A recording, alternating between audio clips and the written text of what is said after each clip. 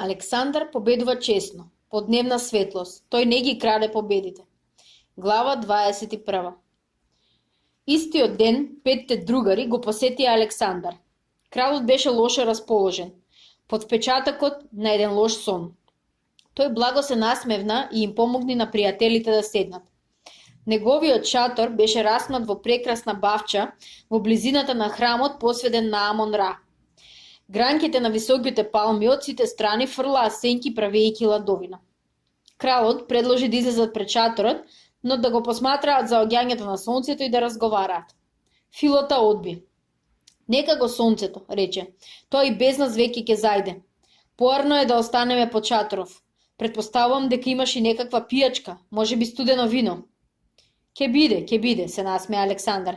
Свештениците го држат своето вино во лагуми под храмот. Сигурно е студено. Александар му нареди на еден роб да донесе вино, а потоа им се обрна на своите другари. Од вашето држење и погледите гледам дека се приготвувате да ми кажете нешто важно. Се надевам дека ќе слушнам крупни и паметни работи. Бога ми и крупни се, рече Филота. Решивме Клит да говори, а ние само да го дополнуваме ако испушти нешто. Знаеш, ние сме сите загрижени. Различе кралот, а поради што? Тоа веќе ќе ти го каже Клит. Црномурниот Клит, сериозен, со решителен израз на лицето, почна.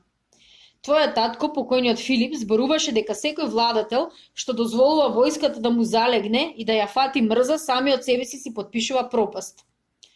Кој ти го раскажал тоа? Праша кралот. Парменион. А сум чул дека тие зборови често ги спомнувале Кени Пердика. Вистина е, одговори Александар. Тоа се зборови на мојот татко. И јас сум ги слушал. Но изгледа дека не си ги запаметил добро, потврли Филота. Костеливите очи на кралот светнаа. Неговиот поглед неколку моменти се задржа на бледото лице на Филота, на кое околу очите и устата се грчеа набори. Вистина е, рече кралот. Ако ти е тоа мило, почна во последно време да заборавам. Клите, продолжите, слушам. Нашата војска пропаѓа, продолжи Клит. Тракијците, илирите, феоњаните и аргивците што ги земаше кралот Филип во својата војска, но никогаш не им ги попушташе уздите, денес наполно се изедначија со македонците. Не тврдам дека немаат заслуги за нашите успехи, но тие се варвари и тоа ќе останат, макар што се награбаа плени сите станаа богати.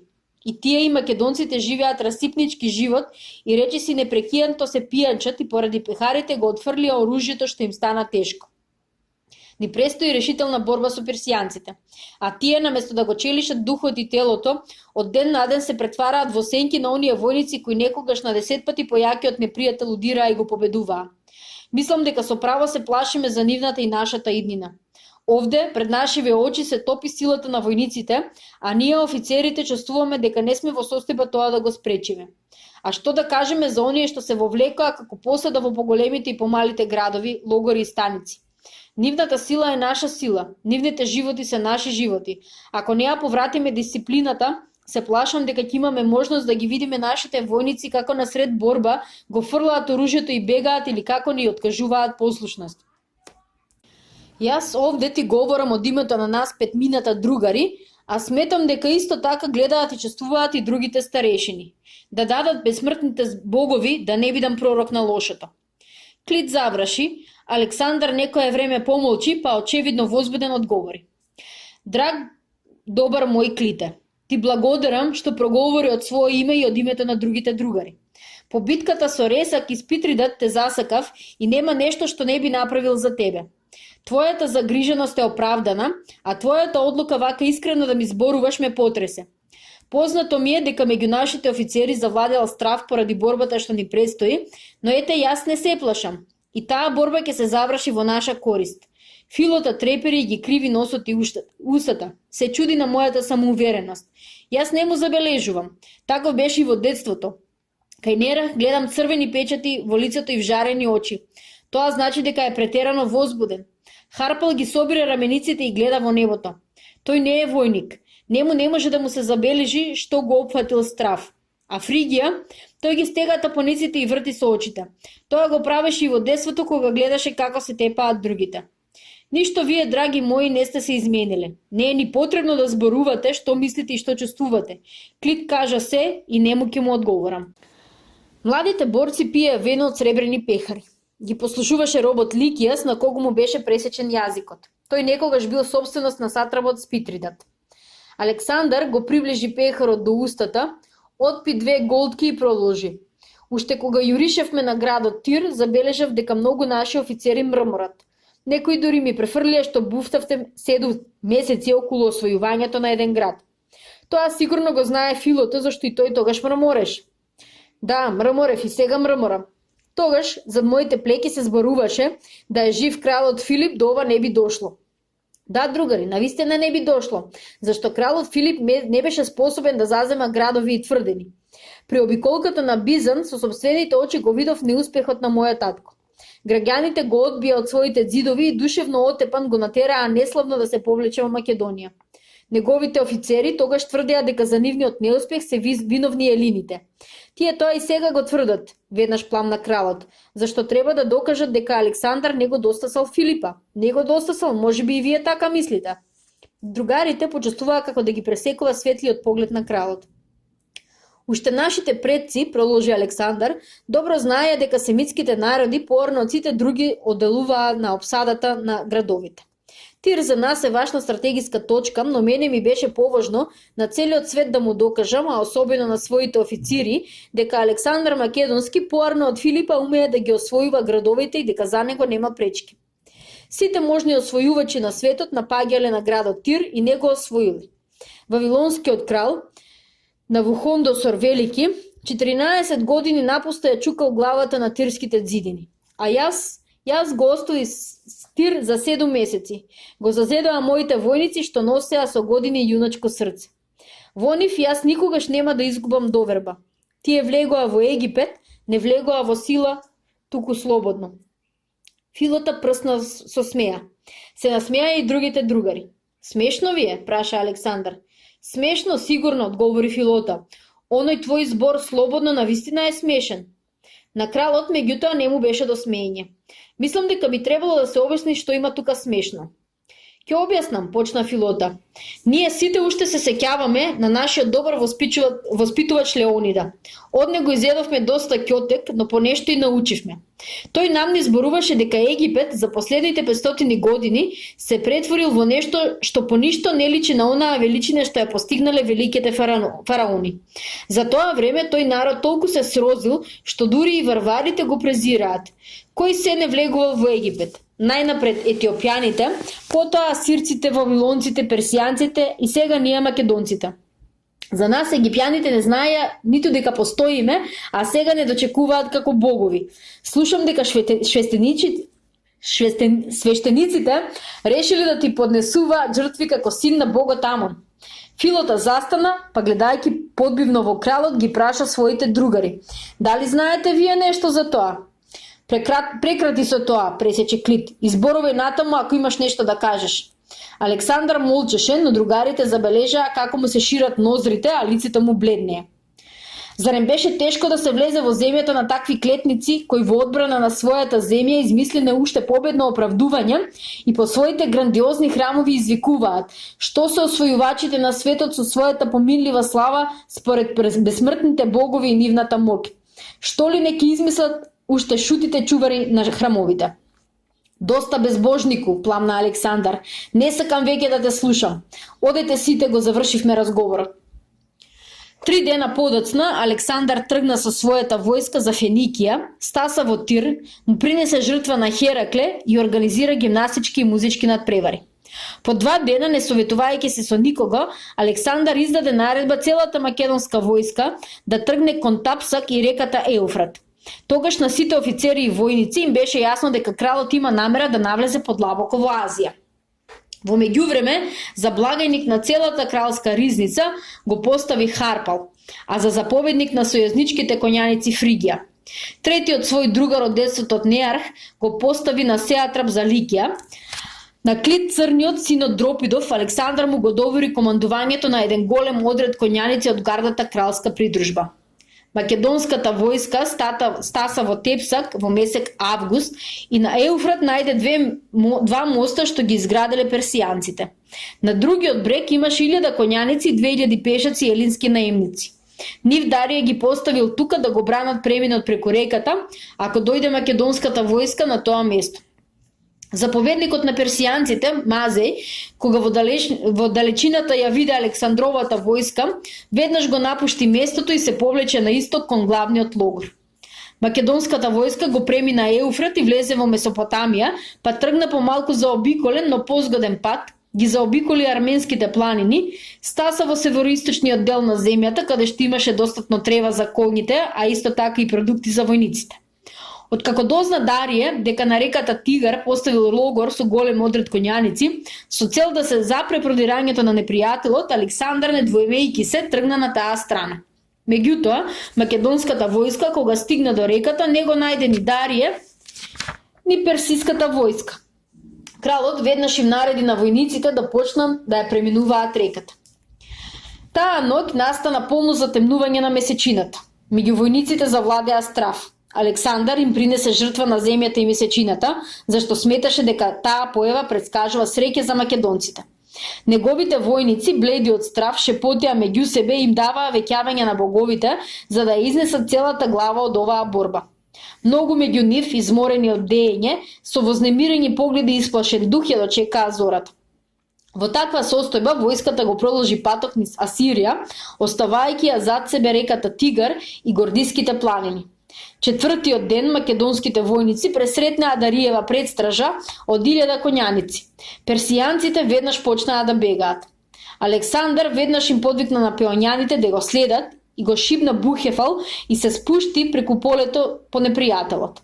Пеоњаните, сите на добри коњи, оттрчаа по кралот и наскоро почнаа да ги стасуваат бегалците.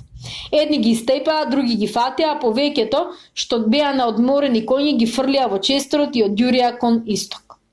Од заробените персијанци, кралот дозна дека Дарија се наоѓа во Галгамела, недалеку од градот Арбела. Логорот беше на непрегледна рамнина. Царот добро знаеше дека кај Ис пропадна затоа што ја внесе војската во Клисера. Поради тоа им нареди на своите борци секоја нерамна издатинка да ја отстранат, па земјата беше сосема рамна и згодна за движење на борните коли со српови, а исто така поради ширината на просторот погодна за опфат. Кралот дозна од фатените варвари дека сите народи од Средна и Источна Азија кренале војска и веќе стасала во Дариевиот логор. Перменион, Пердика, Кратер, Кен и другите офицери видеа дека сето што го дознаа од своите шпиони, уште додека беа на Египет, е вистина. Персиската војска кај Гуагемела беше дупло поголема од таа кај Ис. На тоа место македонската војска остана 4 дена. Кралот нареди сите војници да се одмораат, да јадат и пијат и душата и телото да ги подготвуваат за борба. Петиот ден, предвечер, кралот изврши смотра на војската. Тогаш од стројот ги изфрли сите војници за кои сметаше отинесе во достатна мера јаки и способни за борба. Обрнувајќи им се на другите речи: војници, доста беше лежење, мрза и пијанки. Сега дојде време кога треба да бидете борци какви што бевте пред 5 години, кога ја преминувавте реката Хелеспонд. Зар треба да ве поттикнувам на храброст? Навистина, вас никој не ве победил и да се надеваме нема ни од сега. Сепак сакав да ви го свртам вниманието на положбата во која се наоѓате. Денеска, ако победите, цела Азија е ваша. А што ве чека ако ја изгубите борбата? Се наоѓате во далечна земја, обколени од сите страни со народи кои одве чекаат да ве дофатат. 100.000 робови што ги фативте и им ставивте пранги, ќе земат слобода, а со вас ќе постапат како со оние ранети македонци што ги заробија пред борбата кај Ис. Ќе ви ги исичат носовите, ушите и раците и ќе ве фрлат на кучињата да ве растргаат. Вие, значи, немате каде да бегате. Затоа ви кажувам, борете се како и досега што се бореле и поарно е да подлегнете во борба отколку да умрете на мачилиште. Ако Дарија изгуби борбата, тој во својата земја има околу себе пријатели, а вие туѓа земја и непријатели. Илјадници бледи лица беа свртени кон кралот. Војниците, неми од возбуда, ги вперија очите во младиот крал, чија волја ги тераше во толку битки и стотини пати ги излагаше на смрт. Убав, строен, смел во држењето и во цврстиот поглед, тој им влеваше безгранична доверба на дивите војници. Тие, гледајќи ја неговата руса коса, осветлена од зраците на сонцето што заоѓаше и крупните костенливи очи, беа готови сите до последниот да го положат животот за него. Александар продолжи. Сите најадете се добро, зашто гладен човек не е за ништо. Потоа земете го само оружјето, а се друго оставете овде. Во борбата не ви треба ништо. Вашиот багаж ќе го чуваат другарите што ги издвоив. Еден грлат тракијат звикна. Зарем се да оставиме? Се освен оружјето, се насмеа кралот. Ако победите, ќе се вратите и ќе ги земете своите работи. А ако загинете, тие вам нема да ви бидат потребни. На крајот, Александар додаде. Војници, трудете се секој да биде во својот ред и на своето место. Да се бори и да молчи кога молчат сите, а да вика со сета сила кога викаат сите. Освен тоа, заповедниците да издаваат кратки, јасни и брзи заповеди и колку што е можно побргу да ги пренесуваат, зашто запомнете, ако ја запоставите својата должност, ја доведувате во прашање целината. Додека војниците јадеа и се приготвуваа за борба, Перменион отиде во кралскиот шатор. Под цврстиот чекор и решителниот израз на лицето се гледаше дека генералот има намера нешто важно да му соопшти на кралот. По негово чекор тргнаа Пердика, Кратер и Кен. Александар лежеше на плеки на својата постела, со ставени раце под главата и гледаше во покривот на шаторот. Кога влегоа офицерите, тој не се помрдна. Кралу, рече Перменион, можеби не би било лошо да поразговараме малку пред да почне борбата. Зборувај, но кратко, имам намера да спијам, одврти Александар и не се помрдна. Офицерите почнаа да гледаат. Во последно време многу спиеш, потврли Кратер. Тоа тебе не ти интересира. Воспротивно рече кралот и стане. Ајде зборувајте зошто сте дошли. Перменион, не обзирајќи се на оваа нелюбезност, почна. Ние секогаш сме му задавале страф на непријателот и тоа многу ни користело. Овој пат ќе се бориме на рамнина. Непријателот е 20 пати појак од нас, па се плашам да не налетаме во масата и да не снема. Да не снема, како магла да испарееме, рече кралот. Да налетаме во непријателската маса и да не снема, повтори Перменион. Може би сакаш да ме советуваш да се откажам од битката. Тоа не, но ми се чини дека сега би било поарно за вас да извршиме ноќен напад. Ноќе, по мрак, да крадеме, почна да шетка кралот. Ке му зададеме на непријателот поголем страф со препад, ноќен. Значи подмолно, замижа Александар и лицето му се сцрве до вратот. Внесувајќи му се на генералот в лице, додаде. Запамети и ти, и сите слични на тебе. Александар победува честно, на денска светлина. Тој мора да победи. Да се краде победа, тоа не е достоинствено, срамно е. Мислам дека ви кажав се. Сега оставете ме. Кралот легна на постелата, а офицерите, гледајќи во земјата, излегоа од шаторот. Кога малку се оддалечија, Кен промрморе.